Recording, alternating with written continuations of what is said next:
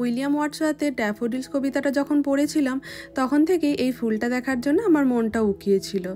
দেশে থাকতে কয়েকবার পাহাড়ে গেছি, তবে রং বেরঙের পাহাড়ি ফুল চোখে পড়লেও এইটা আমার চোখে কখনোই পড়েনি।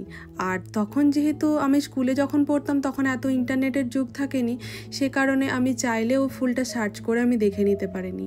আর বইয়েও ছিল তখন সাদা কালো ফুলটা। তো এবার আমেরিকাতে কাটানো আমার প্রথম বসন্ত। তো বসন্তের শুরু থেকেই আশেপাশে অন্যান্য ফুলের মতোই ড্যাফোডিলসে পুরো ভরে গেছে। আর সেই দেখে আমি তো আনন্দে আহ্লাদে আটখানা, কারণ সেই বইয়ে পড়া সেই ড্যাফোডিলস ফুল সেটা এত সুন্দরভাবে কবি বর্ণনা করেছিলেন, এবং সেই ছবিটা ছিল সাদা কালোর মধ্যেও যে ফুলের খুব সুন্দর একটা স্ট্রাকচার ছিল সেটা আমার মনে গেঁথেছিল। আর সেই ফুলকে এখন আমি সামনে থেকে যখন দেখছি, কারণ এখানে বাড়ি থেকে বেরোলেই এই ফুলে দেখছি চারিদিক ভরে গেছে, তো আমার খুব আনন্দ হচ্ছে দেখে, আর তাই আপনাদের সাথে শেয়ার করে নিলাম।